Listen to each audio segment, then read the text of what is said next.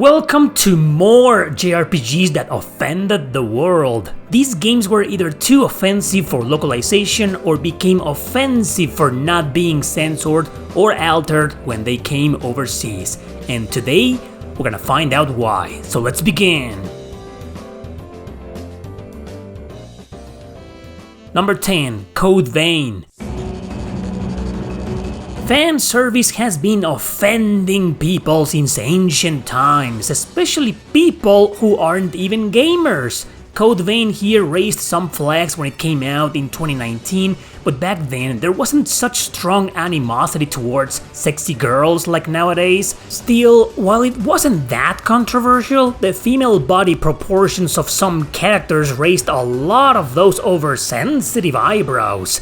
I dare to speculate that part of the hatred the game got was precisely because of that. It's just some reviewers wouldn't openly admit it. They just trashed it because, according to them, was just anime souls. Right.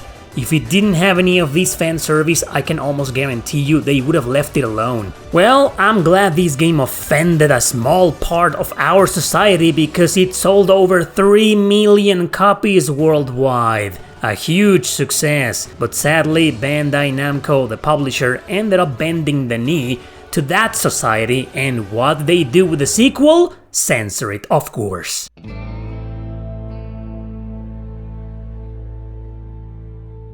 Number 9. Omega Labyrinth. Speaking about sexy girls, here's probably the holy grail of offensiveness. This is a brutally hardcore roguelike RPG, one of those where you explore dungeons while moving on grids. You move the enemy moves, you attack the enemy attacks. It was released over 10 years ago in Japan on PS4 and PS Vita. Neither version ever made it anywhere else other than South Korea and Taiwan. Why? Well, let's check out the plot so you can understand better.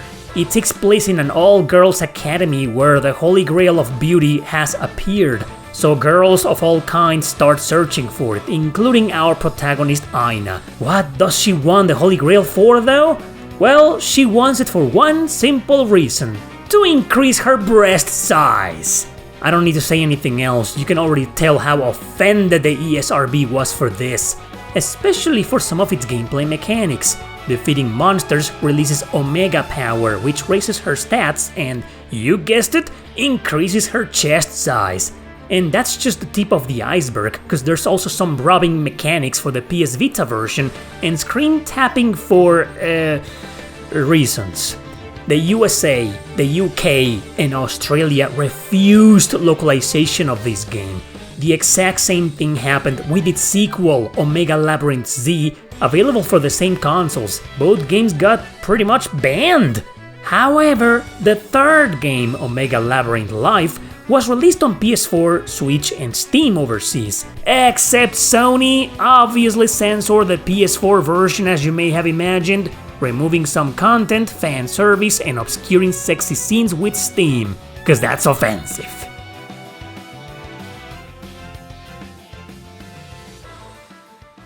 Number 8. Feda, the Emblem of Justice.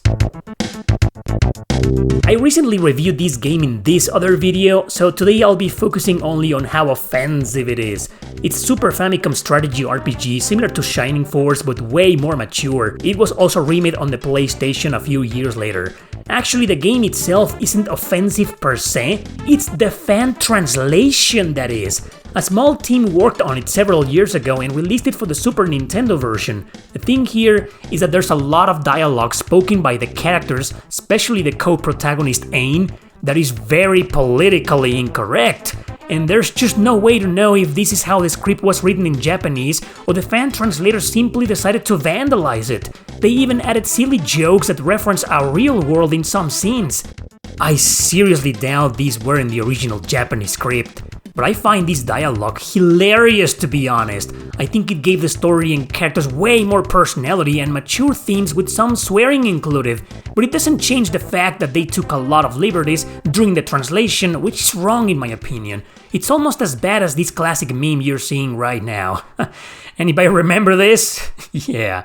So, snowflakes beware! Your feelings might get severely wounded if you dare step foot into the offensive translation of Feda, the Emblem of Justice.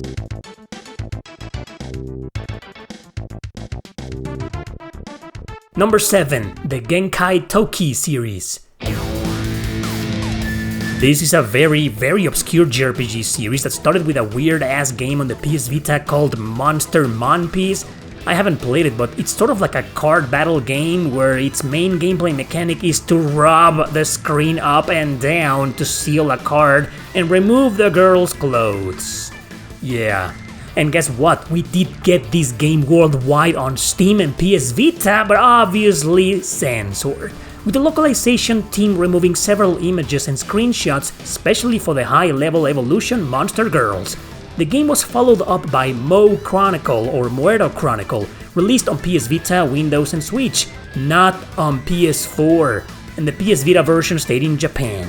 It's a dungeon crawler in first person with turn-based battles. Surprisingly, not a single version of this game was censored, which led to several complaints from certain people out there. It was offensive because one of the gameplay mechanics including attacking parts of the enemy monster girls to have their clothes fall off. And then you needed to rub your own girls with the touchscreen for similar reasons. 2 more games have been released within this series, especially 7 Pirates Age, perhaps the most offensive of them all. Similar to Omega Labyrinth, players need to rub the screen by pinching, grabbing or poking the girls' boobs to make them grow. Holy shit, man! It was released on PS Vita only in Japan, but we got a Switch version by East Asia Soft, basically from PlayAsia, because no one else was willing to localize this game. And no, believe it or not, the Switch version is not censored whatsoever, and it came out in 2022, already in an era where publishers and console companies were strong on censoring anything and everything of this caliber. Thankfully, Nintendo didn't give a damn about this game for some reason, and we got it as it is. And of course, it offended people.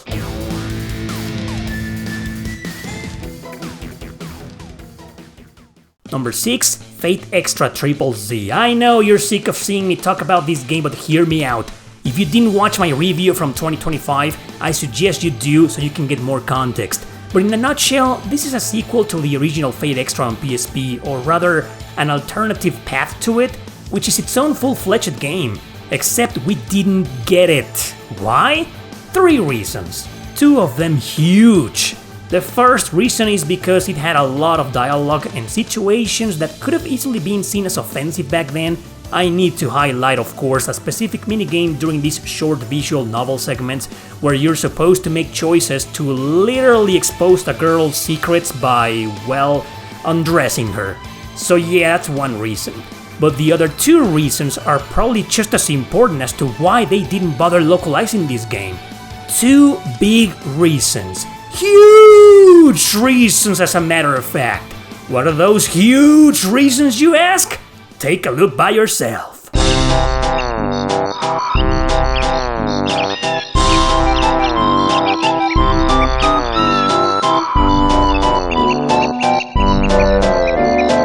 Number 5. G.O.D. Growth or Devolution. That title alone should tell you that this game never left Japan. It takes place in the real world where aliens have invaded and now oppress humans, trying to force their way of living on them. It criticizes cultural and political ideologies of the time, some of which are still lingering nowadays. It makes a lot of jokes about them that could be seen today as extremely offensive.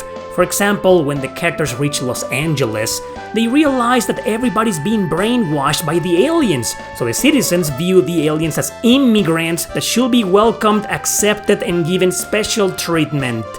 Wow!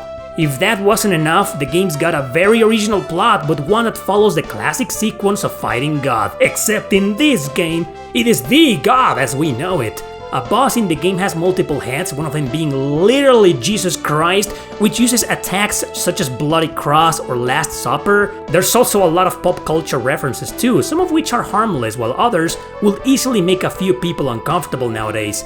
Not to mention smoking, drinking, drugs, crime, etc. are either shown or mentioned.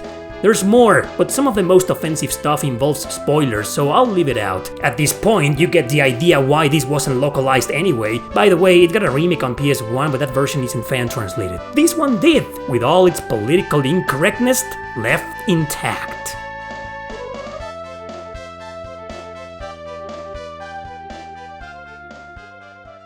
Number 4. Valkyria Chronicles 4. This is another example of a vandalized translation, except we did get this overseas. Sega itself did a localization of it, censoring and altering dialogue and leaving a specific character's gender completely unknown, named Rosetta here. However, this was in 2018. Modern censorship wasn't as preposterous as it is nowadays, so a couple of things were left intact and Sega got some heated backlash for them. The first one is perhaps the least relevant, but it did piss off some people out there. It was a DLC mission where the girls get some sexy bikinis, and since their bodies are obviously anime perfection, or more like fantasy perfection, they offended a small part of the world. But the second thing that haters just couldn't absolutely forgive was a specific scene near the beginning of the game. I don't even need to explain it to you, just watch it. Guess it's just woman's intuition. Except that I'm a man here. Don't forget it. Like there's any chance of that. But seriously, no guy's got an ass this tight.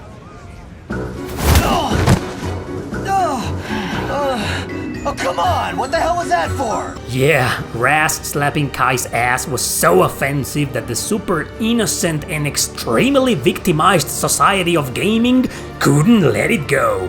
Even though Kai kicks the guy's ass right afterwards, sending the right message. But nope, they just couldn't take it. Regardless, the political incorrectness of the game sadly does not make up for its politically correct translation and character alterations. But I guess that's not offensive to those people nowadays, huh? How convenient.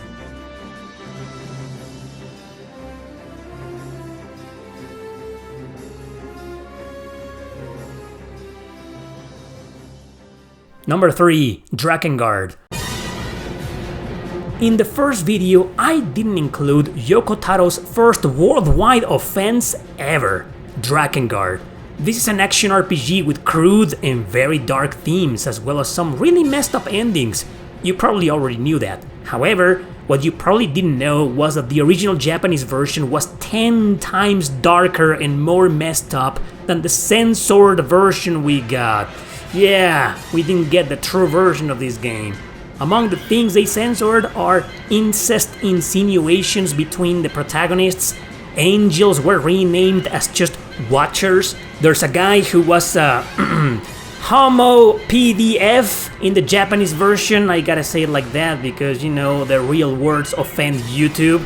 A character going crazy for losing her womb, and finally, a character taking their own life, except that does happen in the game, but the reasons why are totally different in the North American release. So yeah, Square Enix gave us a version that's still a bit offensive, but not as much as the Japanese original.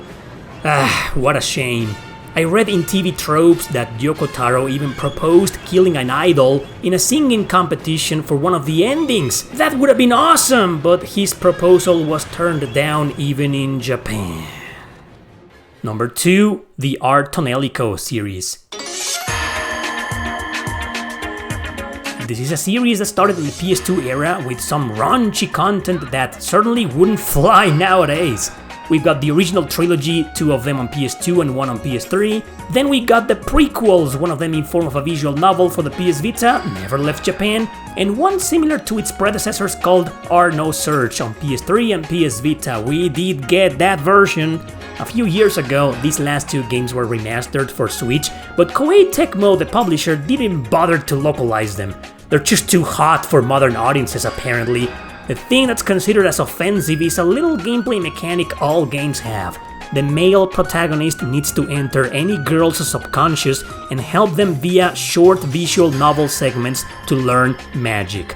The problem is that the subconscious of the girls are made up worlds where they might reveal their inner fears, but also their inner desires. So often they end up wearing skimpy outfits or revealing certain things to the player depending on the choices we make. But it's not just the mechanic, it's the dialogue itself, often being really funny but obviously politically incorrect for nowadays so-called standards. Hell, our No Search even has scenes and dialogue outside of that minigame that could get developers into trouble like this one. Or how about our Tonelico 3, where the more clothes the girls lose during battle, the more powerful their spell. It's insane, but awesome at the same time.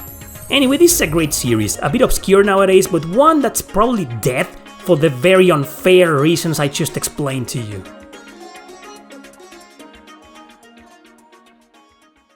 Number 1. The Shin Megami Tensei series. One of the topics in video games that offend people the most is religion. References, depictions, and imagery have been censored in a wide variety of games and genres since the early 80s. However, for some reason, Atlus has gotten away with most of their Mega 10 titles, but not all of them. A big chunk of them from the 80s and 90s stayed in Japan precisely because their treatment of religious themes was so offensive for Western localizations. Nevertheless, the world still got the third game in the series, known as Nocturne. That broke some of those barriers and got through successfully. And you probably already know the rest of the story, as it's nowadays a very popular JRPG franchise, but that doesn't change the fact that its lack of censorship caused many controversies around the world.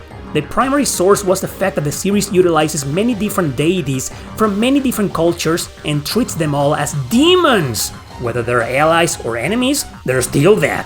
Demons. Evil demons. So throughout the decades, offended people have made complaints and online posts because of this. Even spin-offs, such as the Digital Devil Saga duology, got a lot of heat for different themes. In these, the characters transform into demons themselves, and to get stronger, they need to technically eat other demons. So the duology was accused of promoting cannibalism. Apocalypse on 3DS was targeted by a Chinese game regulation document for unsuitable depictions of religious figures. And overall, I'm sure you've seen some bizarre demon designs, the most offensive of them all being the hilarious Mara demon. It's disgusting and gross, but it's funny at the same time. The Devil Summoner sub-series also had some controversies involved. The most relevant one is Raido Kusunoha vs the Soulless Army, in which there is a Rising Sun flag, which apparently was so offensive nowadays that Atlus censored it for its remaster. Hell, some people from Korea and China just can't stand the sight of Raido for embodying the uniform of the Taisho period in Japan from the 1910s and 20s from the Japan colonization of their territories. Social and political commentary from different perspectives across the series have also raised a lot of eyebrows throughout history. But that was Atlus back then, having the balls to question everything and everyone from many different points of view. Unfortunately, for the past few years, Atlus has fallen from that grace, self-censoring their newest titles or definitive editions of their older ones. But not with these religious themes, oh no, because those conveniently don't offend the people that get offended by fan service or some other dark themes. So those were 10 more of the most offensive JRPGs ever made, and I still get the feeling I'm missing some bonkers out there. Leave a comment if you know some of them. Thanks for watching, don't forget to subscribe and share this video with your friends. See you next time!